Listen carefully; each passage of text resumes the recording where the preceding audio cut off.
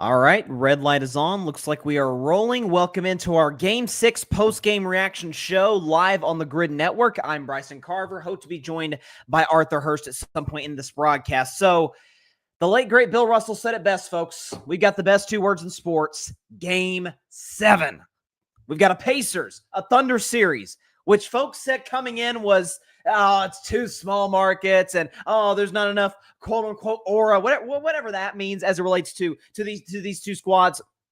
You've got a compelling offensive Indiana team. You got the best Oklahoma City defensive team, the best defensive team in the NBA we've seen in decades, although it didn't show it tonight in Game 6. We'll talk about that, obviously. But we've got the first Game 7, ladies and gentlemen, in 9 years in the NBA Finals. I am hyped. I am excited. And this is what we were all hoping it would be. I'll be honest. I was pulling for OKC in 6 selfishly because that was my pick coming into the finals. I thought Oklahoma City's defense for longer stretches would give Indiana's offense problems, but vice versa. Whereas where the Pacers would get 2 games, I thought after OKC went down 2-1, they went out and we'd have a series that went the Thunder's way, and they'd be holding the trophy tonight. Obviously, that's not going to be the case. There's 5 minutes left. Thunder down 22, barring something truly unforeseen. And they just got a layup, so it's 20. So who knows? Crazier things have happened, I guess. But barring something crazy, Pacers are going to force a Game 6. It was apparent, folks, by early to mid-second quarter, Oklahoma City not only had a Game 7 in mind, but almost... And it's not even necessarily a knock on them because we've talked about throughout this finals, they're the second youngest team, or could be the second youngest NBA champion in history to the 1977 Portland Trailblazers led by the late, great Bill Walton. And there is an element of up 3-2, like, yeah, you're on the road, but we got an opportunity to close, we got an opportunity to close out home, but also we're supposed to win the title. Tyrese Halliburton's hurt. He didn't play well in Game 5 at all, despite playing the entire game with the injury, all of that.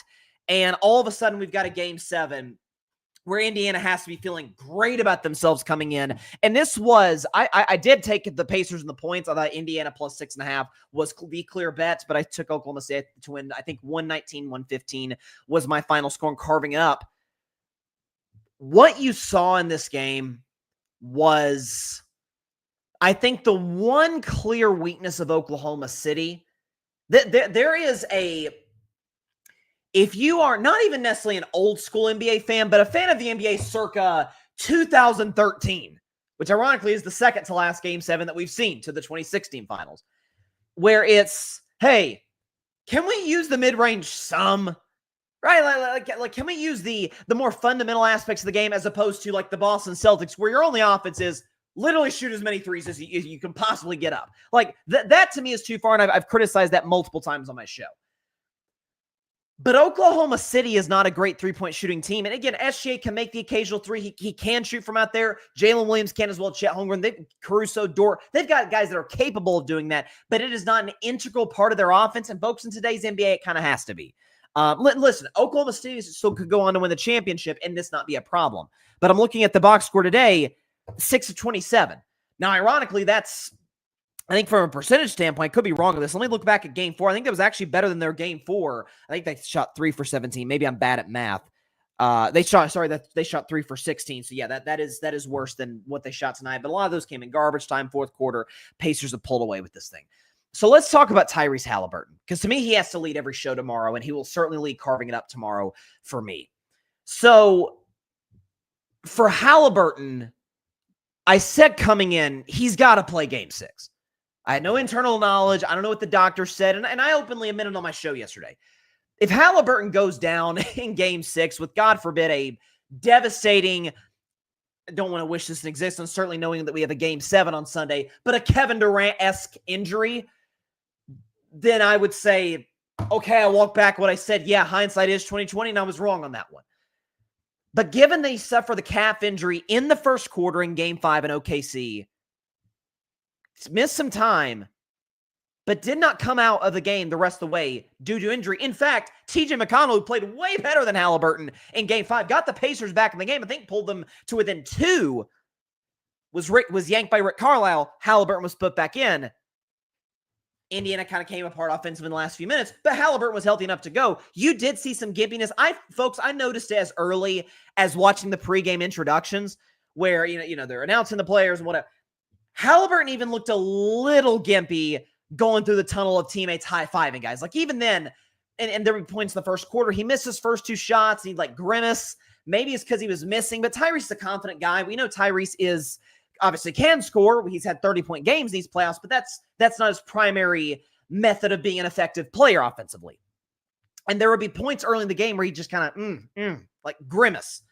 So that's a concern, and I don't think the story is going away for a Game 7. I think it is huge. The fact that Indiana blew Oklahoma City out, how many minutes did Halliburton play in this game? I mean, it couldn't have been over 30. Couldn't have been. He played 23 minutes. 23 minutes. By the way, had 14 points, 5 assists. Again, not a great game, but kind of a Halliburton-esque game to a degree. And so you give him major credit for bouncing back. But that was highly impressive on Indiana's part. And there's an aspect of this for me that I feel like, listen, I believe in pick integrity with every fiber of my being. If you make a selection for the NBA Finals coming in, or for a Super Bowl coming in, now Super Bowl is different because it's one game, but a World Series, do not move. Like, for example, if you make a pick, this is even to a greater degree, if you make a pick coming into the season for who's going to win the championship, and they turn out to be awful, you can say, yeah, they're not going to win, but that still goes down as your pick. That was your OG pick coming in. You're tied to it. That's the way I view it. So maybe some of that, and again, obviously Oklahoma City is the 68-win team, up 3-2. They were the team that had the chance to win the championship tonight. Maybe I was blinded to a degree by my pick integrity of OKC in 6. But the aspect about this, and we're dealing with some connection issues, folks. If we go out during the show, please stand by because I don't know what's been going on with my stream lately.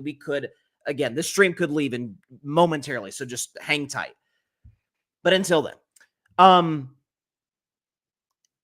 OKC has not been a good road team this entire playoffs, and I've been ringing the alarm bell since Game 3 of the finals.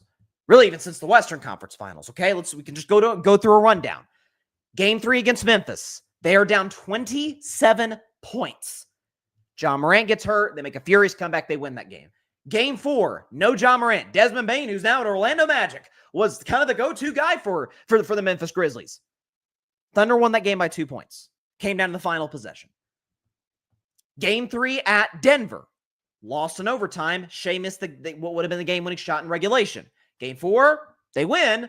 Most of that felt like, to me, watching the game was, Jokic did not play well at all. Had he played well, the Nuggets would have been up 3-1. I think they would have beaten OKC.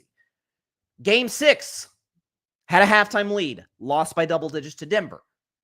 Game 3 against the Minnesota Timberwolves, who were, to me, one of the worst conference finals teams I've seen in some time. They lost Game 3 by 42 points at Minnesota. Now you can say, Minnesota was desperate. 42, there's the standing stat. And we'll see how Game 7 plays out. But you lose by 40 in the playoffs historically, you don't win the championship. It's that simple. NBA history would say that. They lost by 42 points, eked out a Game 4 win at Minnesota, despite the Timberwolves bench going berserk. They lose Game 3 at Indiana. They win Game 4. SGA has the great 7-0 run that kind of propels OKC to that 12-1 run as a team to win the game. And now that tonight they get the doors blown off them. From second quarter on, this was a laugher. And so, but that's the good news for OKC. Game 7's on their home floor. They've been great in their home floor. And listen, it's the intensity. I think it just broke. I just saw this on my Twitter feed. And this is according to TickPick, which I guess is a ticket service. The get-in price for Game 7 in Oklahoma City is the highest ever for an Oklahoma City Thunder home game. So hang on, let me see, make sure this is right. So $1,062 is the get-in price for Game 7 of the NBA Finals. Looks like, did we just have an ejection? Maybe I missed something. I think that was there an altercation? I was so locked in the show that the outcome's finally decided. I kind of just tuned out the rest of the game. But looks like it might have someone got thrown out. Was that Was that Johnson, the guy who used to play for the Heat, I think he was a black belt at one point, so I wouldn't mess with this guy. Kind of like, I guess, one of the Pacers enforcers, one of their bench warmers. What the heck happened here? Let's show the replay on ABC. I totally tuned out the basketball game because the game's over. Okay, I guess they're not going to show it. Listen, I think so much of this finals has been a matter of, and I talked about this throughout the Eastern Conference Finals when Indiana beat the Knicks. Who controls the pace? And I mentioned that as great as Oklahoma City is, and as dominant as their defense has been all regular season, and they're one of the best we've seen in decades, we understand that. But I don't care how great of a defense you are in basketball. When you're on your heels, the other team's getting out in transition, it's just more difficult if you're not able to set your defense, not able to lock into one guy, man to man. And the fact that Denver this year, I thought it was notable that the Denver Nuggets were number 1 in the NBA in fast break points. They took the Thunder 7. Indiana's a fast-paced team. We're going 7. So there you go. It's going to be a fun one. And for more breakdown for this Game 6, if he's ready to go, and he can go and give me the thumbs up if he's ready, Arthur Hurst, who's been joining us throughout this NBA Finals, and I'll go and bring him in now. Arthur, listen, my man, you poo-pooed this finals throughout. Like, let's be honest. You poo-pooed this finals throughout. It's no fun. It's no aura, which we've talked about. The ESPN production could be better. It's left some things to be desired. But we got the best 2 words in sports. We got Game 7. What's your take on a dominant Pacers performance in Game 6?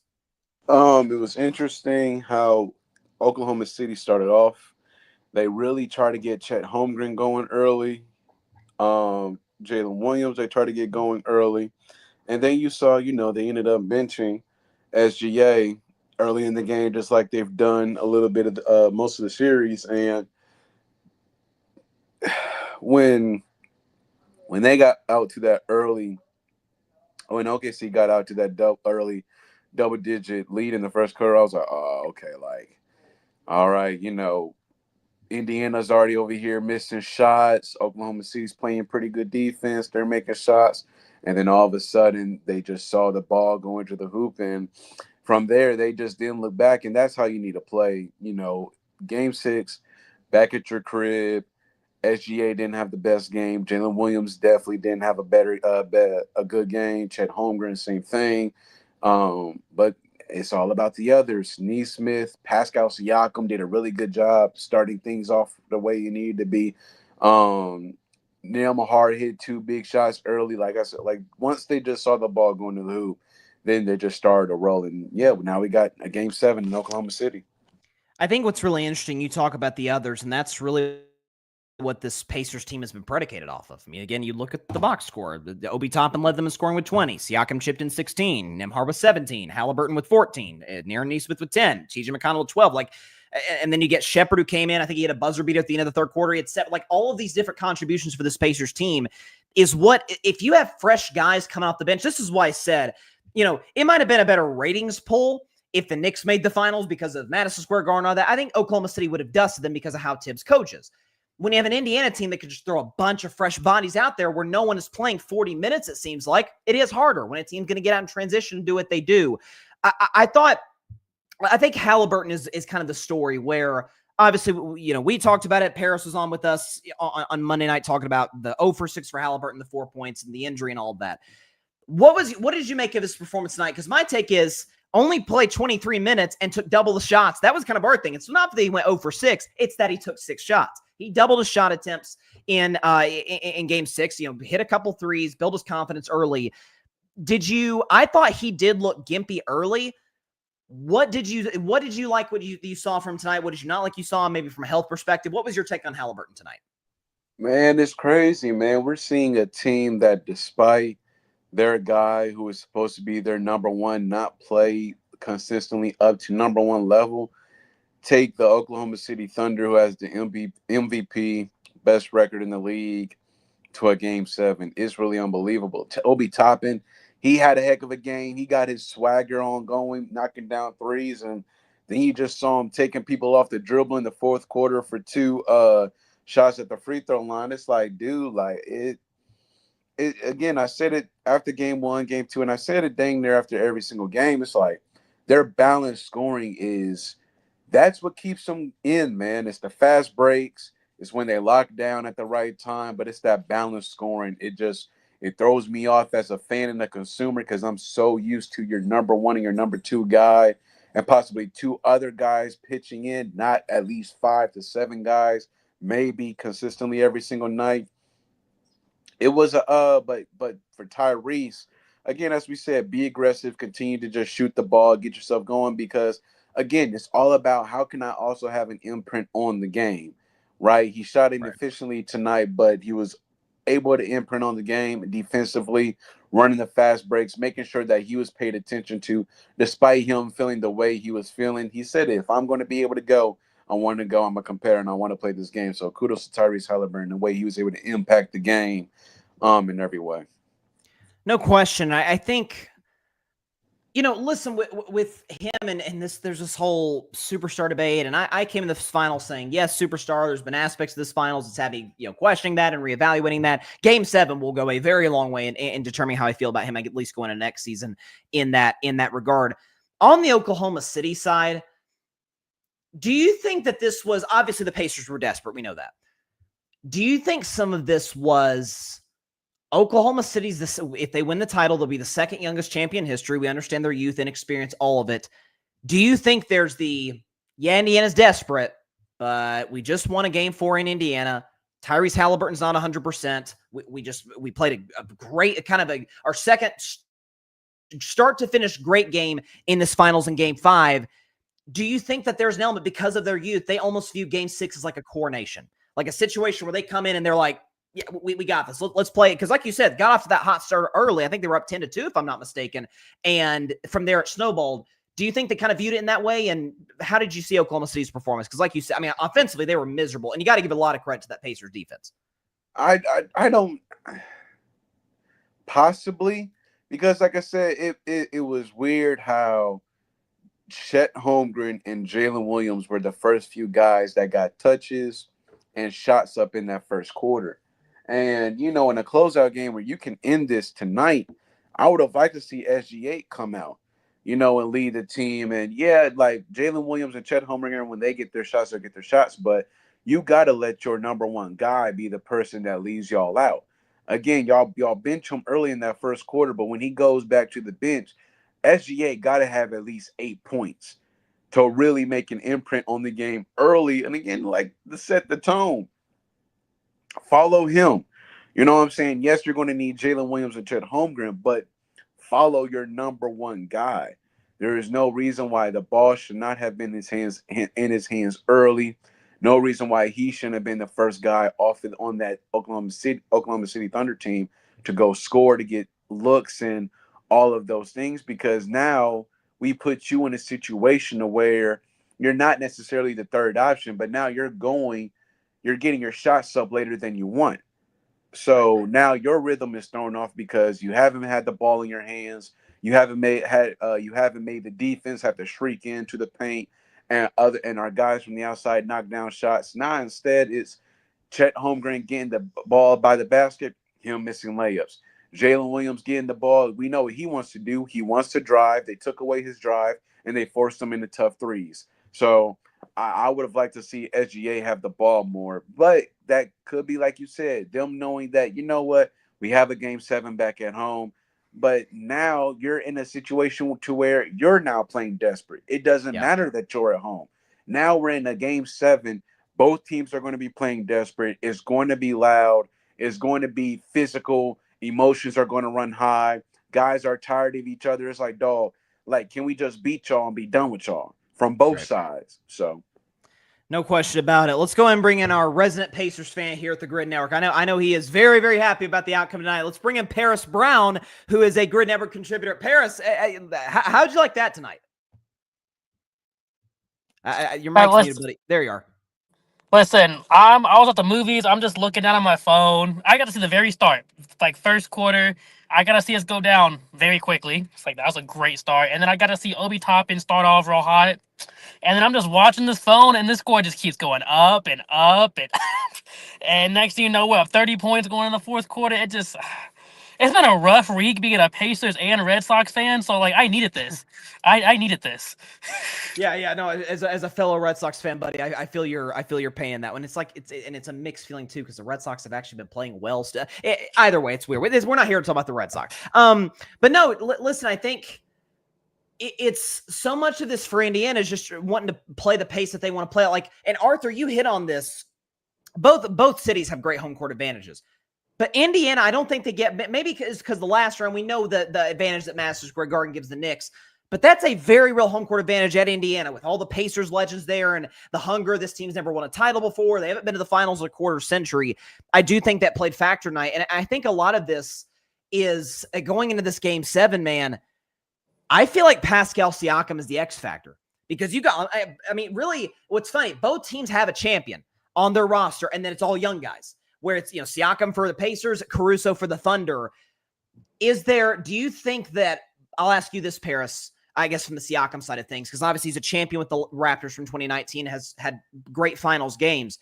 Do you think he almost assumes like the leadership role going into this game 7? Like he's never played in the game 7 of the finals necessarily, but he's been in closeout games. He's won a title where it's like, been here before, guys. Like the nerves are going to be there. Like it's game 7. It's the biggest game that can be possibly played in the NBA season. Let's play our game. Do you think he kind of assumes that role or kind of business as usual?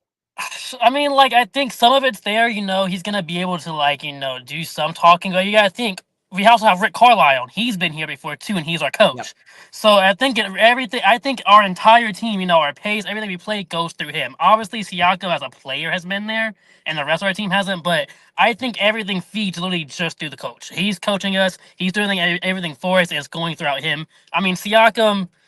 It's like day in and day out what he's gonna get. You know what he's gonna do, what he's gonna give you, and it's just gonna be there. He can have a bad day, it's still gonna have 16 points. He's gonna be there. So I mean, at the end of the day, he might have a 30-point game, but no matter what, it's gonna be about the rest of this team that's never been here to perform in the biggest moment that they've ever been in their life, really. And that's where it comes down to having a coach who has been here to coach you like that. And the thing is, like, they by and large, what I think is going to be critical for the Pacers is getting out to a hot start. Because all 3 of the previous home games at Oklahoma City, I mean, game 2 was kind of the one, like, start to finish Thunder dominant win. But it's just about getting to that hot start, maybe putting some heat in Oklahoma City. Limit the turnovers. Limit the turnovers. That's what it is. Turnovers. We turned the ball over a ton in OKC. Yeah, what did they have? 19, I think it was, in just the first half of game 1. Like, that was a problem. And they still came back and won the game because that's seemingly what the Pacers do is come back from these deficits. But getting off to the hot start, and listen, the last time Oklahoma City played a game 7 was at home, second round against Denver, a formidable champion. It was over from the jump. I'll ask you, Arthur, because you were hitting on this throughout the series, and you hit on it in our private group chat at the Grid. Chet Holmgren. Now, listen. He is in year 2, like you factor that aspect in as well. But 2 for 9, 4 points tonight. Again, just continually struggling to finish at the rim. What do you think this, like, do you think it's the weight thing? I don't think it's necessarily the weight thing because he came in the league, I mean, rail thin. He has put on muscle. He could probably put on some more bulk. But take on Chet Holmgren, like, is it a development thing? Is it a Miles Turner thing? Like, what's the problem right now for Chet Holmgren in these finals? It seems that I think he might be with the rest of them, man. He might be tired because the little second-year player tired. You missed a lob, dog. Like nobody was in the vicinity of you, and you have a chance to either extend the lead or get them back in something. But you've missed a lob. You missed easy bunnies that was literally right there. Like, again, they were trying to get him going early because they recognize, like, we need you, right? We can't have you keep having these inefficient nights and think we're going to win. That puts too much pressure on Shea. Like, the beautiful thing about Oklahoma City is that if they just do everything right for the next 5 years and develop those 3 guys, they will have a big 3 surrounded by a really good group of bench guys that play their role. OKC could literally have out the first legit big 3 that's been drafted by the team or traded or whatever by the team since, you could say, Steph, Clay, and Draymond. Like, these guys have played together, last year they lost and they grew and everything. And now they have a chance to be kind of an organic big 3. but Sure. Chet Holmgren's got to rise to the occasion. My man, if we're going to get you touches early, I need you to convert. Because, again, that's taking away touches and possessions from the MVP, who should be the one out here leading us. But we still need you other two guys, especially Chet Holmgren, to be effective. Because if you're not effective on this side and you're not really showing your effectiveness on the defensive side, which he has, every single time Tyrese Halliburton gets switched on him, he plays well. But then the Nembhard gets switched on to him, and then you let Nembhard be able to get to the cup. It's like, wait a second now, like the guy who's the number one option on here. Now we have said, Tyrese is not a one-on-one player just yet, but Nembhard's he's not even, the second option out here in the starting five, and he's getting by Chet Holmgren seemingly with ease. And those are the type of things that Chet Holmgren will be able to learn as he continues to grow with this team. And you said it earlier, Bryson, and now shut up. Kudos to Indiana Pacers defense, because those split the defenders that Shea likes to do off of that screen, they weren't allowing that tonight. Miles Turner got the first steal off of that early in the first quarter. And when I saw that, I'm like, okay, the attention to detail is now being shown. No question about it. And I think, to your point, I think Indiana's mindset was, listen, Oklahoma City is deep, but they have shown a tendency to shorten their bench on the road. And so they're saying, hey, Shea's not going to kill us tonight. If we lose the championship, if Jalen Williams goes for another 40-burger, we shake their hands and we say, see you next year. But I think that was a smart point on your part, and something Rick Carlisle tried to emulate. Here's something I'm struggling with throughout, because usually these NBA finals, especially that go this deep, and the question is, who's finals MVP? Who's finals MVP? We know it's going to be Shea for Oklahoma City if they go on to win this thing. But Paris, who's the finals MVP? If we got to see how Game 7 plays out. But let's say this was Game 7 and the Pacers won the championship. Who's the finals MVP? Like, Halliburton has the biggest moment from the series, but Siakam's been more consistent offensively. Obi Toppin's had a great finals. TJ McConnell. Who's the finals MVP in your mind? Probably just how they did with the Eastern Conference Finals and it went to Siakam. It's all about that consistency. I mean, yes, Halliburton's going to have your clutch shots. Who knows? He might have another one in him. McConnell comes with obviously with the Pacers, we're not here without a single player. We need literally every single player to be where we're at. But when it comes to who's going to be there every single game, there's only one person who's doing that, Siakam. Siakam's going to be there every single game. McConnell comes in, has a big, helps on the bench. One game he'll drop 20. Next game he'll drop maybe 5, 6, 7, 8. It just depends. Siakam's coming in. It's gonna be a 15 to 20 point night, no matter what. And if he's hot, it's gonna be 30. But it's about that consistency. That's what they gave it to in the conference finals. I think that's where it goes here, unless for some reason McConnell has a crazy Game 7. That'd be the only way I could see McConnell might get in it. But I think it's gonna go to Siakam again. That's fair, and like you said, just the consistency. He's been there, done that in the postseason. He's been an all-star. Like, we understand what he is. Oklahoma City, by the way, is a 7.5-point favorite in Game 7, which feels about. That's down a whole 2 points. We got. Obviously the line's just now open, so we'll see how folks bet this. But that's down a whole 2 points from Game 5. So you have to imagine tonight's outcome has to change a lot of things there. I don't know. I do feel like, man, whoever gets off to because of the youth and inexperience of these teams. I know the Pacers have been the comeback kings. I know Oklahoma City has been dominant throughout this season. I do feel like whoever gets off to the hotter start wins this game just because of the nerves. Like, the last Game 7 of the finals we saw was 2016 Warriors-Cavs. Just about everybody on those rosters had championship. Like, the Cavs hadn't won yet. They were going to win that game. But everyone there had multiple playoffs. The Warriors have won a title. LeBron have won titles. Kyrie playing big games. And, the 2010 was Lakers-Celtics. Plenty of championship experience on those teams. I think the last Game 7 before that would have been... was that 05 Spurs Pistons, which it was a sneaky great finals. Pistons have won, Spurs were dynasty. I don't know. Either of you feel free to chip in. Do you think there is an aspect of, if someone falls down, it's like, I'm sorry, it's Game 7 of the finals. Like, that pressure, that's different than anything you've ever faced in your career. Like, am I wrong on that? At least. Go ahead, Paris. At least how I see it for the Thunder and the Pacers, two different things. The Pacers, it's about obviously if either team, if you can get the lead and keep control. For the Pacers, definitely on the road. Obviously, we want to be ahead, but if we can be in the game, keep and not be in the game like how we were game 1 or how it was game 5 where we ended up losing. Not like 10, 12 points. If we are within 10 points most of the game, comes down to the end of it, I feel like the Pacers are somewhat where they want to be because they know close games, that's where they shine. The Thunder have highs and have lows. You never know what you're going to get in those close games. So if in the Pacers, obviously you want to win.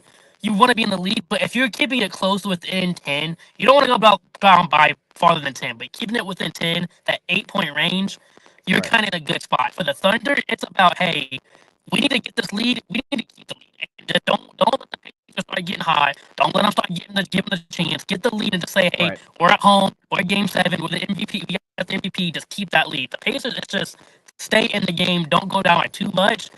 That's going to put a lot of pressure on the Thunder because it's a close game at home. Like I said, Thunder have really highs and really lows in close game. Pacers, Right. they know how to play in close games. Let me take Paris out of here for just a second. I'll bring it back in because I don't know if you heard to Arthur, but his audio was doing some weird stuff. So I'll bring Paris back in. Maybe that's on my end. I'm not sure.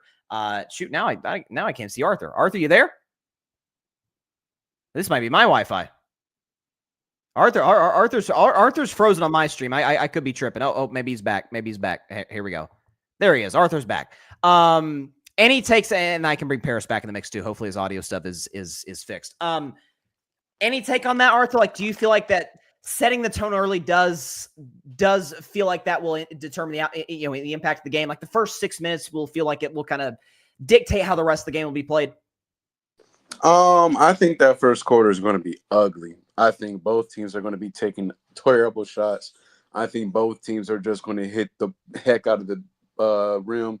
And I think one of the coaches are going to call a timeout and say, okay, like, are the nerves out of here? Are we good? We settled down? Okay, cool. Now let's get back to how we play our game because inexperience, youth, none of these guys except for, Siakam and Caruso champion. That's it. And have real playoff experience. So unless those two guys for their teams play their role in being able to keep them calm before the game starts, it's going to be a wonky first quarter. It's just going to be real bad basketball. There might be a few turnovers that are just careless, and it's like, yo, what the heck are we doing? But no, I don't see this to where whoever gets hot first. I think it's going to be a dogfight.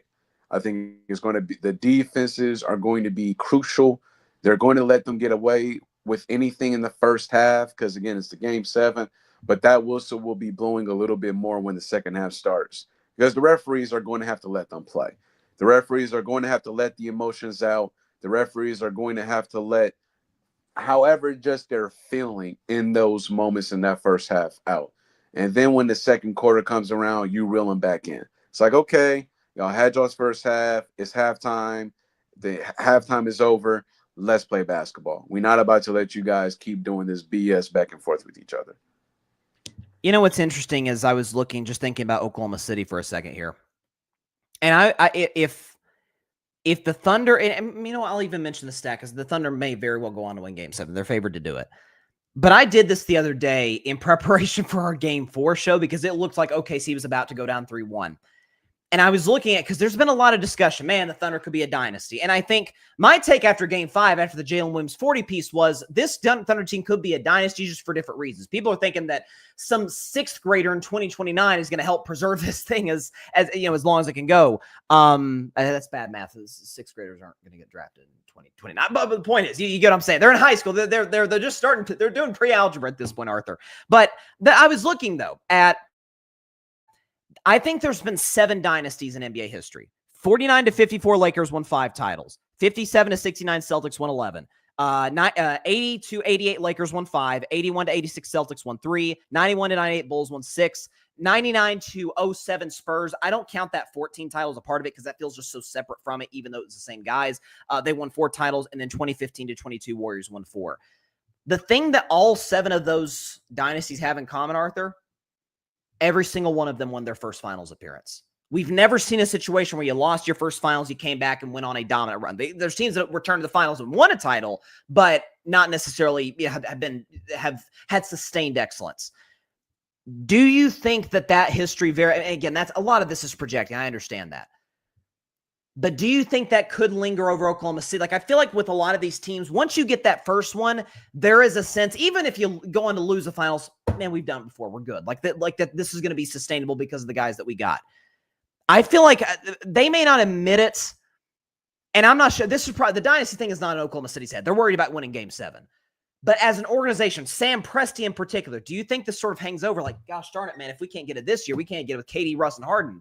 Not to say they can't, but that cloud's going to hang over them. Well, back then they didn't realize how special Harden was going to be. Number one. Number two, with this, man, Chet Holmgren, they recognize, okay, Chet Holmgren, that's our third guy. And again, it's going to be about how Chet Holmgren develops. Jalen Williams, he's shown his growth. Chet Holmgren is going to be the one, dog. He's going to be the one. If he is not able to be a legit third option, being able to shoot from the three, shoot the mid-range, be able to work out the post, be able to finish around the rim, rebounds, blocks, on-ball defense, perimeter defense at the hole. If he's not able to be reliable, they don't get out from under this quote-unquote cloud that will hang over them, or the Sam Presti cloud that will hang over them. I believe they'll be fine. Even if they lose this one, it's going to be unfortunate because it is going to be like, dang, like we should have won. You know, there's no way we let these guys beat us for a time. We're a much better team. Yes, they may be better coached, and they may have the guys that are able to play within his system, but there's no way they should have been able to beat us knowing the team that we are. But I believe they'll be fine, dog. Honestly, I think they'll be able to take this one on the chin. If they lose, learn from it. And who knows? They might mess around and be back here next year. Oh, sure. No, that's what I'm saying. Like, I'm not saying the Thunder can't get to the finals if they lose with this one. I'm just saying from a historical perspective, no dynasty has ever lost their first finals and then gone on to, become a dynasty. History's on Oklahoma City's side, and this is sort of the last thing we can discuss because I just looked it up. Home teams in Game 7 of the finals are 15-4. Those 4 road wins have come from the 69 Celtics, the 74 Celtics, the 78 Washington Bullets, and then most recently in the most recent Game 7, the 2016 Cavs. Don't remind me. I do think, obviously, we know the home court advantage factors in, but again, I keep saying this, like, it's different. I mean, so let me think. So I need to see who the 69, 74, 78, and 16, teams, the road teams that won, who they played on the road. But there is an element, if a team has never won a title before, the fans feel that. Like, there is sort of this, obviously, they're hyped. It's a Sunday night, 8 o'clock, game set, or 7 o'clock OKC time, Game 7, all of it. I do think there is, again, that sort of cloud hanging over. I think it would have been the same case if Indiana hosts the Game 7, by the way, because they've never won a title, where, man, there's just a nervous injury. If it starts to trend the other way, we're not sure. Like, you can feel that nervousness in the arena if you're a player. Like, I talked about this for the Warriors-Rockets first round. That Game 7, I said, like, that favors the Warriors. I feel like you said the first quarter is going to be ugly. Do you have any sort of preview for Game 7? You can give a full-on prediction right here, right now, and we can obviously talk about it after the game's over on Sunday night. But do you have a prediction for this Game 7? Do you have a feel for kind of how it's going to go, what we're going to see? What's your thoughts? Man, I wish the Indiana Pacers had a better record than the Oklahoma City Thunder. I would have loved to see Game 7 in Indiana. This is why they need to go back to the 2-3-2 format, because this is ridiculous, honestly. Like, Indiana... The Thunder still would have got Game 7 at home, though. I said the Thunder still would have got Game 7 at home with the 2-3-2. Oh, you're right. Yeah. Indiana deserves this Game 7, dude. You know what I'm saying? Like, imagine all of those pinstripes, right? Being able to, like, host that. Indiana deserves that. But as far as it being an OKC, man, it's all about who's going to be the most disciplined, who's going to be the better coached, because preparation is cool, your players are cool, but this Game 7 is all going to come down to Rick Carlisle and Mark Dagnall and how they're able to just keep their teams even killed throughout that entire game.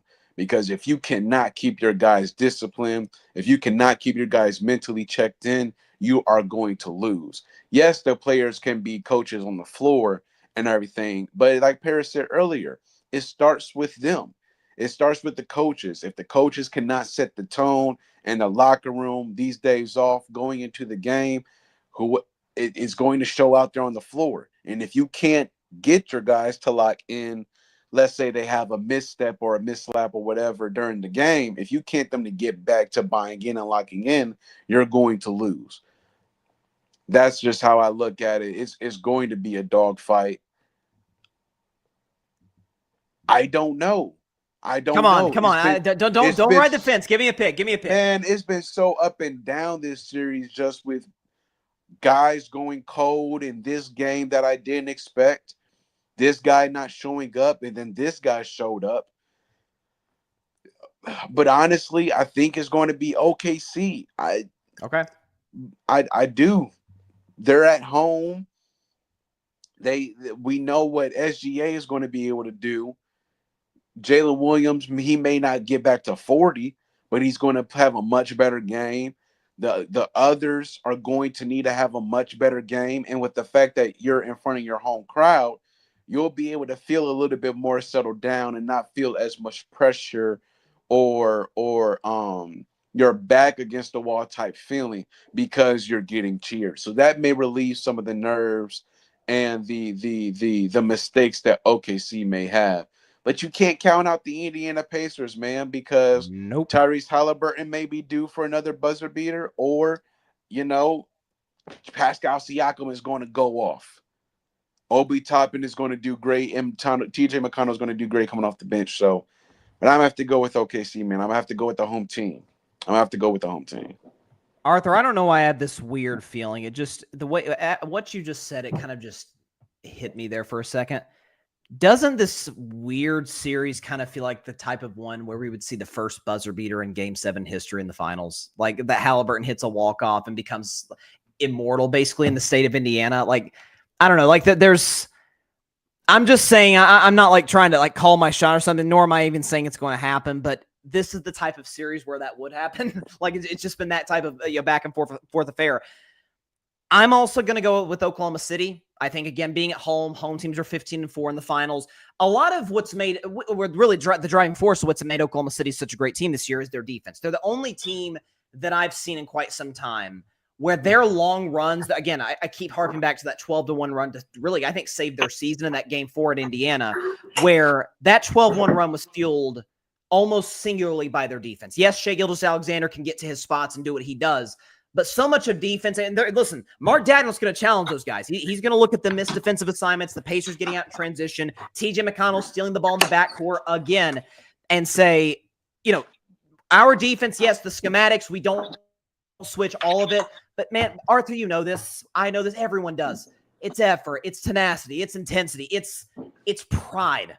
And I think when you understand that and some of the breakdowns that Oklahoma City had defensively tonight, the way the Indiana Pacers shot the ball from three, got out in transition, it is, man, if we're going to go down with what got us here, it's going to be our defense. So I think Game 7 is going to be a low-scoring one. I could see I'm going to go – because I'm going to take the Pacers plus the 7.5. I do think it's close. I'm going to go OKC 105-100. 105-100, which for today's NBA is relatively low scoring. With you, I do think we get an ugly first quarter, but I think the OKC defense is going to be the story. Getting stops late. Shai hits some big shots late. I could see like a Lou Dort hitting like a Mike Breen bang call at the end to kind of seal the deal for the Oklahoma City Thunder. But I'll say OKC 105-100. Do you have a score, or at least like do you think it's going to be low scoring as well? What do you think? And then we'll get out of here. No, I'll take that. I think it's going to be the same way we saw with the last Game 7, where in that fourth quarter for a few minutes, neither team can make a shot. Can make a shot, and then we go on to see two of the greatest plays we've ever seen in finals history. Well, three if you add the Kevin Love stop. But yeah, so I got no problem with that being of a low score of a game. Listen, Game 7 in 2016 was one of the best basketball games I've ever watched, and it will always live in NBA history for numerous reasons.